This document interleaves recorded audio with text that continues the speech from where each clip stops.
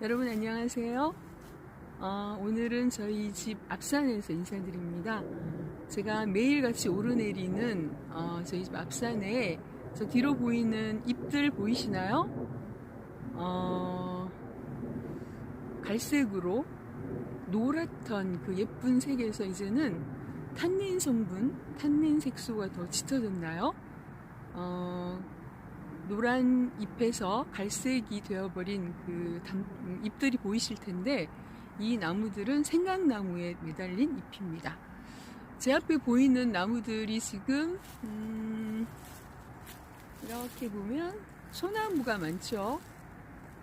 소나무가 많고 다른 잎들은 거의 다 져서 잎들이 거의 보이지 않고, 또 제가 오르내리면서 본 바로는 참나무 종류들, 특히 신갈나무 잎이 아직 많이 매달려 있고요. 그리고 단풍나무 잎들이 아직 많이 매달려 있습니다. 생강나무는 그 별명이 많습니다. 저희 집 아니고 제가 숲해설 공부하면서 저희 가르쳐 주셨던 교수님과 함께 한 달에 한 번씩 그 숲 생태에 여행을 나가는데요. 주변 산으로 들러 나가는데, 첫 번째 수업 때 광교산에서 제가 이 생강나무에 대한 설명을 들었던 기억이 납니다. 그때 교수님께서 이 생강나무를 뭐라고 얘기해 주셨냐면요, 생각하는 나무다, 그런 얘기 해 주셨거든요. 그 이유가 이 잎들을 보시면 제가 사진으로 또 보여드릴 텐데, 잎들이 이렇게 보통은 이렇게 세 갈래로 갈라진 한자로는 맷산자 모양, 하나만 제가 좀 따볼게요. 이렇게 맷산자 모양의 이런 모양을 하고 있는 그 잎들이 많고요. 그 다음에 저 뒤로 보면 하트 모양도 있고 또 중간 형태도 있고, 이렇게 잎들의 모양이 다릅니다. 이런 걸 잎의 분화 현상이라고 하는데요.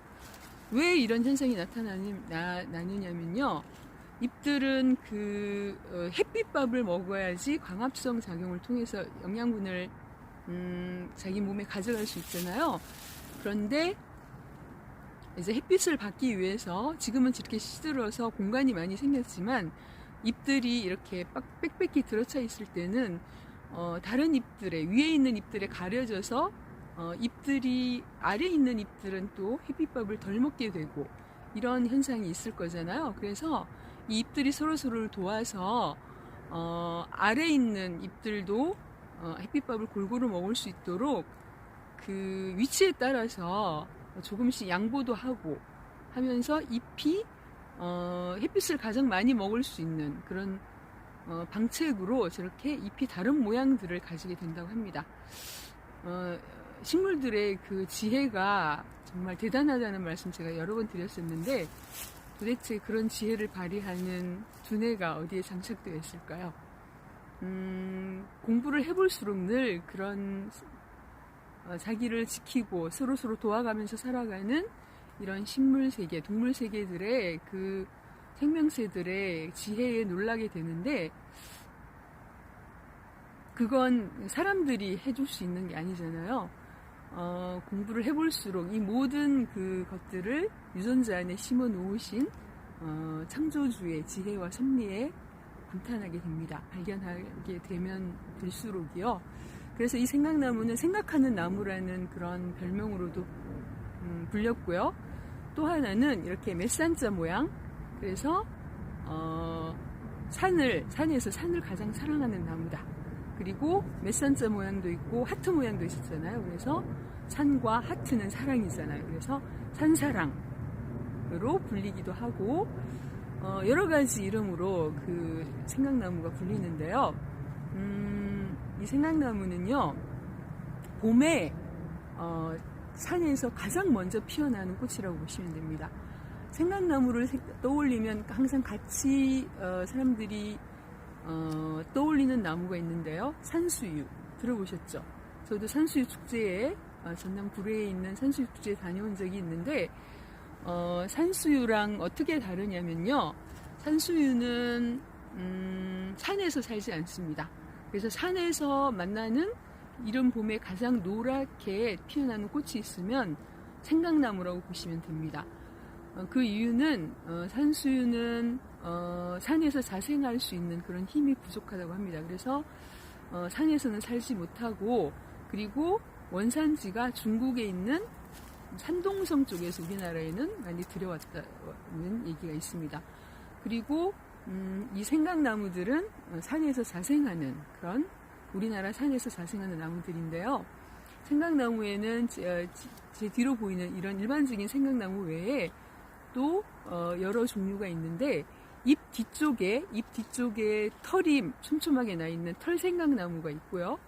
그리고 잎 모양이 이렇게 갈라지지 않고 둥근 모양인 둥근 생강나무라는 그런 종류도 있고, 또 한 가지는 전남에 있는 그 전라남도에 있는 내장산, 전라남도 맞죠? 내장산에 가면 그쪽에서만 자생하는 고로쇠 생강나무가 있다고 합니다.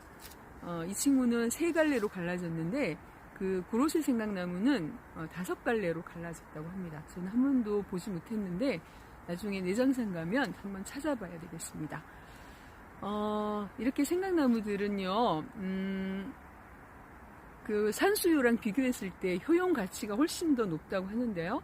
하나도 버릴 게 없습니다. 생강나무는 꽃은요, 그 꽃차를 만들어 마실 수도 있고, 그리고 잎은 저는 앞산 오르내리면서 제가 숲공부하면서 생강나무에 대해서 들은 적이 있기 때문에 이제 늘 찾으면서 계절에 따라서 어떻게 변하는지를 계속 보고 다녔거든요.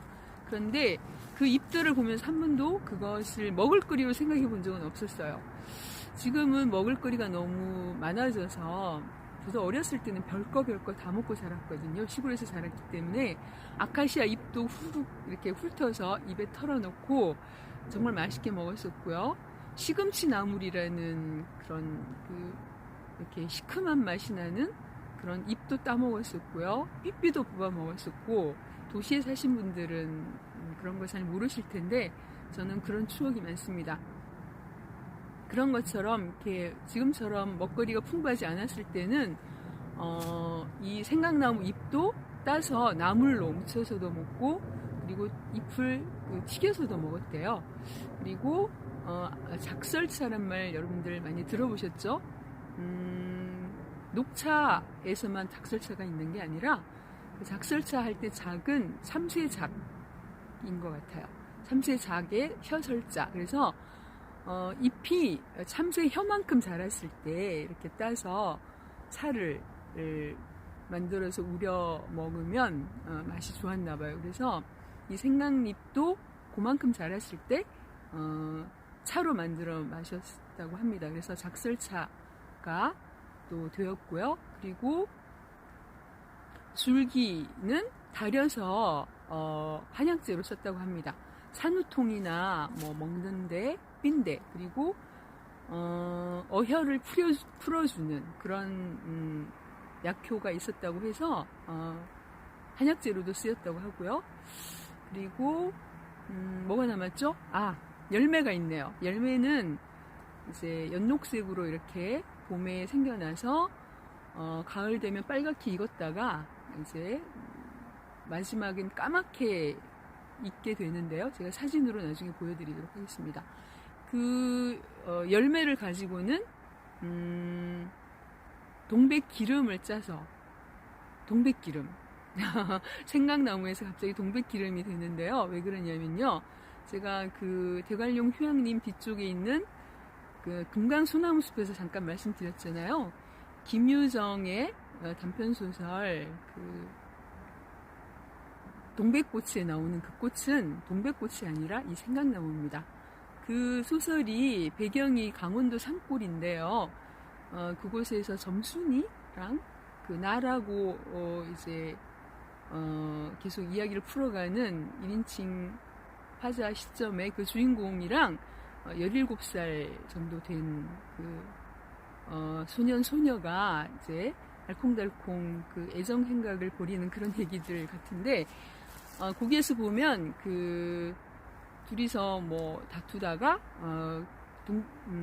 동백꽃이 흐드러지게 핀 그런 그 동백꽃 쪽으로 둘이서 넘어지는 장면도 나오고 화해하는 장면도 나오고 아마 그런 장면들이 나오는데, 강원도 지방에서는 그 생강나무가 동백꽃이 자라지 않는다고 합니다. 그래서 그쪽 지방에서는 이 생강나무를 동백나무라고 했대요. 동박나무라고도 하고요. 그래서 김유정의 그 동백꽃이라는 작품에 나오는 생강나무는 그 지방에서는 동백나무라고 불린다고 합니다. 그래서 그 열매로는 기름을 짜서 그래서 동백오일이라고 불려졌는데, 사대부 집안의 마님들이나 곱게 단장을 해야 하는 뭐 그런 기생 그런 사람들이 이렇게 머리에 바르는 그런 용도로 많이 썼다고 합니다. 그래서 꽃이나 잎이나 열매까지 줄기까지 어느 하나 버릴 게 없는 나무인데요. 그런 일반적인 얘기들 말고요, 저는 오늘 이 생강나무에 대해서 다른 관점에서 한번 생각해 보고 싶어서 이 자리에 섰습니다. 여러분, 지금 이렇게 둘러보시면 아까 보여드렸지만 나뭇잎들이 거의 다 떨어지고 없잖아요. 저기 위로 보이는 소나무들, 전나무들, 이런 침엽수 말고는 지금 나뭇잎들이 거의 떨어지고 없는데, 유난히 제가 말씀드렸죠. 단풍나무랑 지금 참나무 종류, 신갈나무 특히 저기 많이 달려있죠. 신갈나무 잎들이 많이 달려있고요. 그리고 제 뒤로 보이는 생강나무가 유난히, 제가 비 오고 나면 제가 생강나무에 대해서 공부를 해보고 싶었기 때문에 산에 올 때마다 제가 기웃기웃 거렸거든요. 비가 오고 나면 잎들이 떨어져 있을래나 걱정돼서 또 헤매고 다니고 막 그랬는데 계속 달려있는 거예요. 그래서 참 신기하다, 왜 떨어지지 않지? 라고 제가 궁금해 했었는데, 좀 전에 말씀드린 저희 집 앞에도 지금 그 단풍나무가 심어져 있는데 잎이 아직도 많이 달려있거든요. 단풍나무가 그렇게 잎이 달려있는 이유는요, 그 잎이 가지랑 붙어있는 그 사이 조직에 잎눈이 감춰져 있어요. 그래서 그 잎자루 끝이 그 잎눈을 감싸고 있거든요. 그래서 정말 단풍나무는 모성애가 강한 나무라는 얘기를 제가 들었는데, 잎눈이 얼어 죽을까봐 겨우내 그렇게 붙어서 잎눈을 감싸 안고 보호하고 있는 그런 어미의 마음으로 단풍나무 잎들이 계속 매달려 있는 거라고 합니다. 제가 집 앞에 있는 그 단풍나무 이제 현미경 한번 들고 가서 한번 잎눈이 어떻게 그 안에 감춰져 있는지 한번 봐야지라는 생각을 하고 있는데 아직 못 봤거든요. 한번 봐야겠습니다. 단풍나무는 그런 이유로 지금 계속 붙어 있고요. 이 참나무 종류랑 이 생강나무는 왜 이렇게 아직 붙어 있느냐면요. 떨켜라는 조직이 있다고 합니다. 찬바람이 불면 이제 그 나무들이 겨울나기 준비를 하는데요. 이 숲들이 지금 겨울나기 준비를 위해서 이렇게 다 잎을 떨군 거라고 합니다. 왜 잎을 떨궈야 하냐면요. 겨울에는 이렇게 눈이 종종 내리는 날도 있지만 비가 거의 안 오잖아요. 그러니까 이제 수분이 부족한데 모든 생명체가 살아가는 데는 수분이 필요하잖아요. 저희 여자분들도 아마 수분을 피부에서 빼앗기지 않으려는 노력들을 많이 하실 텐데, 이 나무들은 그런 차원이 아니고 생존을 위해서 수분이 저장되어 있어야지 이제 봄까지 자신의 몸체를 지켜갈 수 있는데요. 그 수분을 빼앗기지 않으려고 이제 필요 없어진 잎들을 다 떨어뜨린다고 합니다. 왜냐하면 그 수많은 잎들이 수분을 가져가면 그만큼 몸체에서 수분을 빼앗기는 거잖아요. 양분도 그렇고요. 그런데 바람에 날려서 잎들이 떨어지기도 하지만 이 잎과 요 잎과 요 가지 사이에 떨켜라는 조직이 있다고 합니다. 떨켜라는 조직이 가을에 갑자기 이렇게 생겨나는 게 아니고요. 잎이 생겨나는 처음부터 떨켜라는 조직도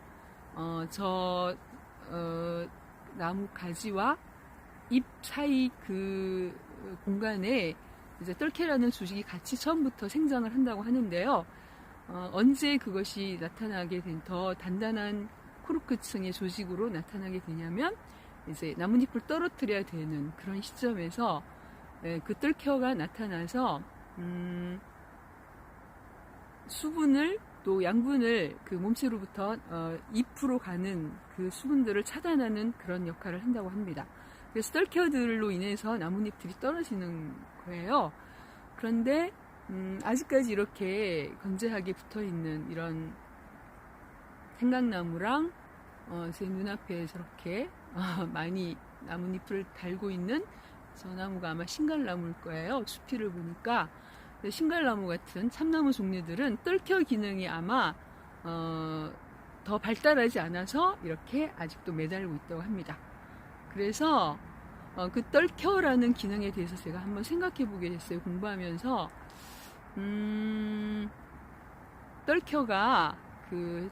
떨켜의 운명은 처음부터 이제 모든 나무들이 식물들이 잎들은 여름에 무성하게 자신의 그 존재감을 뽐내잖아요. 푸르게 초록초록하게 자신의 존재감을 뽐내고 또 꽃들은 또 어여쁘게 피어나서 자신의 존재감을 뽐내는데 이 떨켜라는 기능은 우리 눈에 잘 보이지가 않잖아요. 그렇지만 처음부터 생겨나 있었는데 가을에 그 소멸을 돕기 위해서 그런 기능으로만 처음부터 생겨나서 묵묵히 숨어 있다가 그 기능을 하고 자기의 기능을 다한 후에는 수피로 이렇게 또 굳어지거나 또 더 세월의 풍상에 이제 닳게 되면 가루가 되어서 떨어져서 거름이 되어서 땅에 떨어져서 어미라는 그 몸체를 위해서 또 거름이 되는 그런 순환을 한다고 합니다.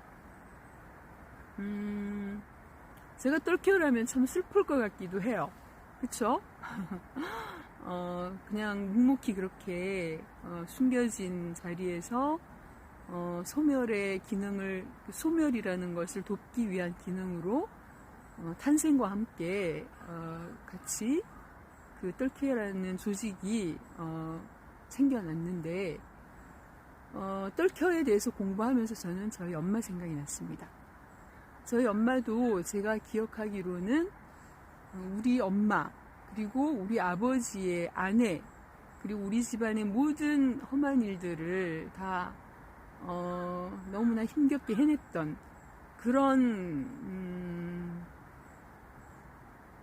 생애로만 살다 가셨거든요.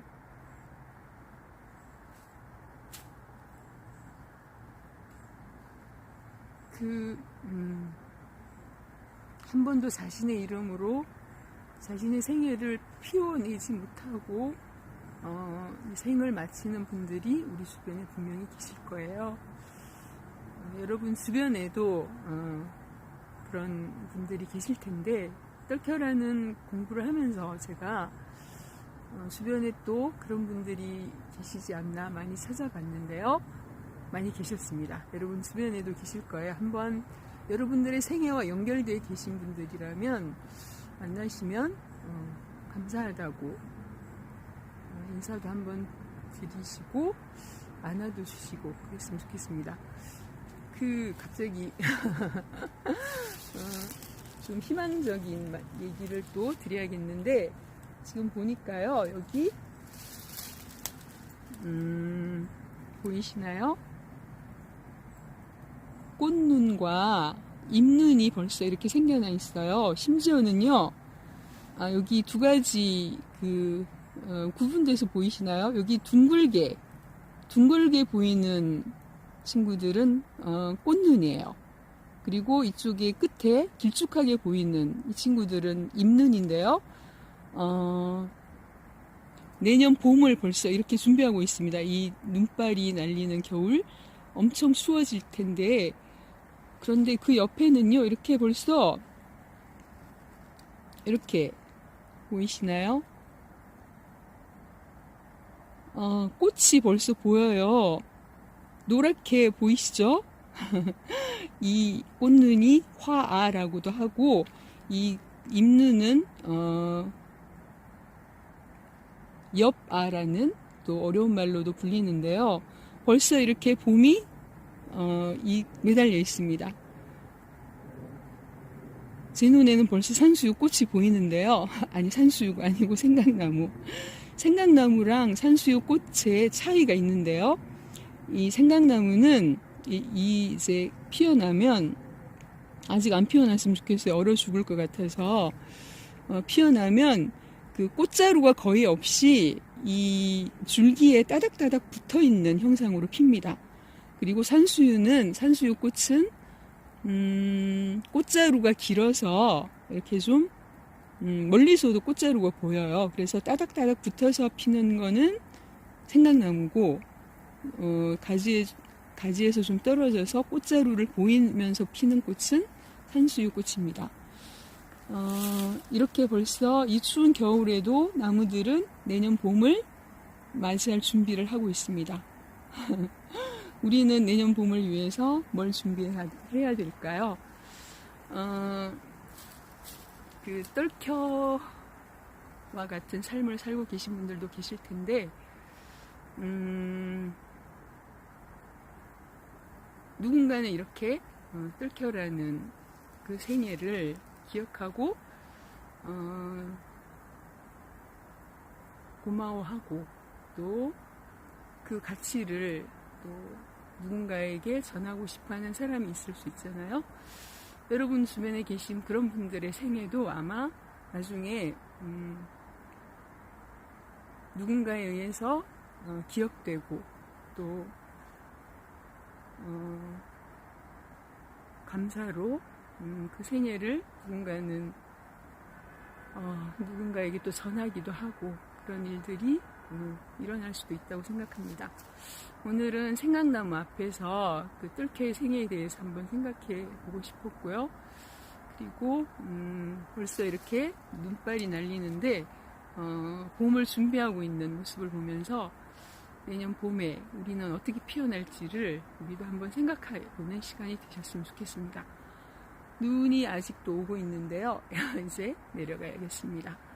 다음 시간에는요, 제가 아까 그 참나무 종류 아직도 많이 매달려 있다고 했는데, 저 참나무 종류도 아마 떨켜 기능이 많이 발달하지 않아서 저렇게 많이 매달려 있다고 생각을 합니다. 다음 스페셜은 신갈나무에 대해서 제가 여러분께 또 공부한 내용들을 전해드리려고 합니다.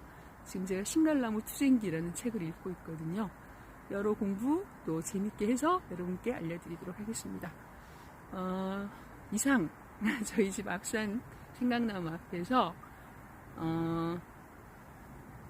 여러분과 즐거운 시간을 보내고 저는 이제 내려가려고 합니다.